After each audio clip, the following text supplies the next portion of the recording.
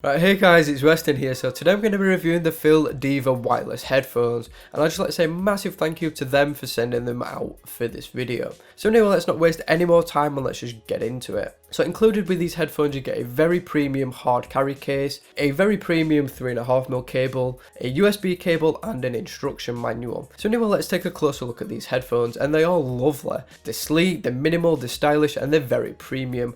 On either side we've got some Fiil branding, and surrounded by that we've got an anodized black finish. Now the branding is very cool because it does illuminate, and I'll talk more about that later on. Now the actual portion around them is plastic, and the reason it's plastic is because the right side is touch sensitive, but I'll talk more about that later on. Then we got onto the frame of these headphones, and these are metal, really solid, really robust, and it just adds to the overall durability of these headphones. To the sides of that we've got a rubber membrane which actually adjusts really nicely. It's really smooth, and it's probably the best version of adjustment I've ever seen on a pair of headphones. Then we get onto the actual cups themselves, and these are protein leather and they just look really nice. They feel plush and premium, and we've also got a combination of that and some fabric too. Now we get round onto the actual arms, and again these are metal like the supports, and the sliding mechanism works really good. It's really smooth, it's really durable, and I don't think there's going to be any long-term problems whatsoever. Also to note, these headphones do fold up as well, so they go really nice and compact for travel.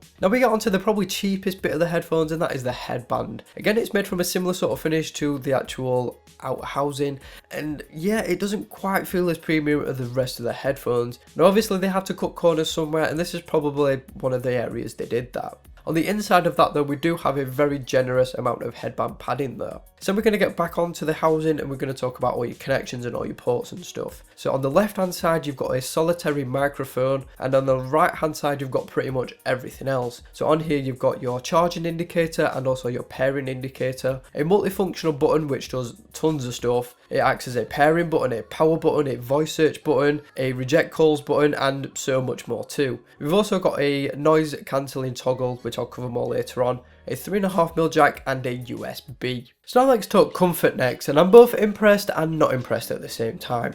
So if you don't wear glasses then they're really good, but if you do then there might be a problem. Now the cushioning and the actual protein leather feels fantastic. Like I've said already, it's really plush, it's really soft, and it feels great against your ears. So if you don't wear glasses then you're going to pretty much have no problems whatsoever. Now if you do wear glasses like myself, then you might have a bit of issue with the on-ear design. Now this is common with pretty much all on-ear headphones, and it's not just these, but obviously with these being on-ear they do suffer with the problem where they sort of push the glasses into the side of your head, and it can get a little bit uncomfortable after a couple of hours. The headband though is fantastic. It's really soft, it's really plush, and it does a great job of distributing the weight across your head. So now we're going to cover the huge array of features these headphones have. So we're going to start off by talking about the swipe control. Now I've mentioned already that these are touch sensitive, and all the controls are on the right hand side. So when you swipe up, that changes the volume up. When you swipe down, it changes it down. Back and forward is your skip track, forward and backward. Now it's very well implemented, but I just feel that sometimes it can be very temperamental. Sometimes when you're changing volume it won't register, and then sometimes it'll register really quickly and straight away. I find this a little bit fiddly and a little bit annoying sometimes because you're having to do it quite often. We've also got some motion sensing technology, so that means when you remove the headphones and place them on a surface or on your bed or something, that means that they just automatically stop playing, which I think is really great. And then once you put the headphones back on, it'll just resume your music and carry on playing where you left off. And yes, it does work with YouTube as well. Then we've got that multifunctional button I was talking about earlier, and this does so much. So one press is your play, pause and answer calls. One press and hold rejects a phone call, so if you don't want to take a phone call you just do that. Two presses checks the battery. Now this gives you a voice feedback, but unfortunately mine is set to Chinese and I can't see any settings to change it to English yet. You then press the button 3 times to toggle the illumination on and off, and then finally one long press of about 3 or 4 seconds brings up Google search on your phone, and then essentially you just talk, the microphone recognises what you're saying and it brings it up on your phone, which I think is pretty cool and it works really well. So now we get on to the other cool feature about this, and that is the included app. Now it's both available for iOS and Android, and it's free to download. The app is really straightforward, it's really nicely designed, and it's very simple to use.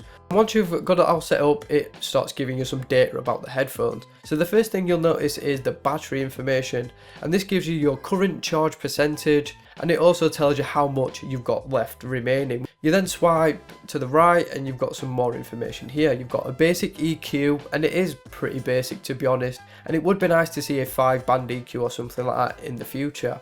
Then move across one more and we've got essentially control for your noise cancelling. Now you can do this on your headphones, but I found it a little bit trickier and it's much easier to do it in your app. So in here you've got a few different options. You've got open, which lets in background noise whilst you still can hear your music. So this is good if you want to sort of simulate open back headphones, so you can still hear your surroundings but you can also hear your music. You've also got mono, which is designed for when you're listening to music and having a conversation at the same time, and it does work really well. You've also got the option to switch it off completely. You've got another option for ANC, which is an ambient noise shield technology, and that is designed for blocking out noise and just allowing a little bit of background noise in, so it's not too intrusive, and again it works really well. And then finally we've got your best option if you want to block out pretty much everything. So this is designed for when you're taking them on an aeroplane, and this is the windy option, and basically it essentially just blocks out as much background noise as it possibly can, and it does work really impressively. So a couple more features I forgot to mention, these have aptX technology, and they've also got Bluetooth 4.1, which is great. The only issue I found is they don't seem to get up quite to their range. It does say up to 33 feet, and that is true if you've got a straight line of sight, but once you start putting walls and doors in between them, then obviously that declines a little bit. So next up we're going to talk battery life, and in the instruction manual it says you get it quoted up to 33 hours, and that is at 50% volume, which I think is pretty impressive. But is it true? Well, actually I achieved 31 hours and a half at 60% volume, so I believe that the 33 hours at 50% is actually pretty plausible. Charge time took 2 hours and 6 minutes from 0%, and I think that's pretty impressive. And you've also got that little LED light, and that just lets you know which stage of the charging cycle you're in, which is pretty cool. So now we get on to noise isolation and leak, and it's really impressive, but also not impressive at the same time. So I'll get to the non-impressive bit first, and that is the leak. Because these are an on-ear design, they kind of leak quite bad. Now I let my brother listen to these headphones on at the same volume I listen to my music, and I found that they do leak quite a bit of noise. Now, I was expecting them to be a little bit better, but they don't actually do that well in the leak department. Now we get onto noise isolation, and because they've got all that noise cancelling tech, they are really good. Depending on which option you want to pick, like I've covered already, you're going to be getting different levels of noise isolation, but if you've got it on the maximum mode, it does block out quite a lot of noise, and I find that that's perfect for when you just want to block everything out on public transport and you just want to basically listen to your music and nothing else. So yeah, it's really good, but leak is not so great. So now we get on to my favourite part of these reviews, and that is the sound. Now keep in mind that this is in wireless mode. So the bass is really good. It's got nice body, it's got nice weight, it's got good depth and a good range, and it is never overpowering, and it's not one of those basses that just completely encapsulates the sound. It's very detailed, it's very clear, and overall I'm just pretty impressed. The mid-range has great clarity, good separation, and soundstage is pretty capable too. It's not like over ear level, but it is really good. The sound is nicely detailed, and you can clearly hear different instruments separately, and it doesn't all sound like one jumbled mess, so that's really good. It also has a very neutral tone, it's really versatile. The vocals are great, they've got really lovely tonal quality. Again, they're very clear, very well controlled, but they are kind of soft though. I was listening to Adele, and you know how powerful her voice is, and it just didn't seem to have quite a massive impact that you come to expect from her voice. I'm not saying that the vocals are bad, they're just not quite as impactful as some other headphones I've experienced, but that means that they're not harsh or overwhelming, so I guess that's kind of depending on your preference whether you like it or not. The high frequency is again pretty impressive, it's well judged, it's not too intrusive or overwhelming, it's not too harsh or too brittle. I think it's just pretty nice. So overall, it's a very nicely balanced sound, and one area doesn't supersede any of the others. It's great for multiple genres like electronic and rock, and they sound equally good wired as well. Just keep in mind that for some reason when I tested them in wired mode, they were oddly quiet in comparison to Bluetooth mode. It's just something I thought I'd mention. But anyway, they might not be the best headphones I've ever heard, but they are still very impressive. Right guys, so that is pretty much it for this review. So what do I think of these headphones? Well, as it says in my title, are these the best headphones that you've never heard of? Well, I think they definitely could be. I mean, they're really lovely designed, and I mean really lovely. They're built really amazing, like really solid. They're comfortable as long as you don't wear glasses. They've got more tech than I even know what to do with. The noise isolation on leak is really impressive, but the leak kind of lets it down a little bit. The sound quality, again, is really good. So yeah, I definitely think you should check these out. Now, the Kickstarter campaign that they're running is kind of winding down and there's not long left. But I'm hoping these come to general release and you can just buy them in stores and on Amazon. I really hope that they do because they are very impressive. So yeah, I definitely think you should check these out. Right guys, so that is pretty much it for this review. If you've got any questions about these headphones, then feel free to drop me a comment down below.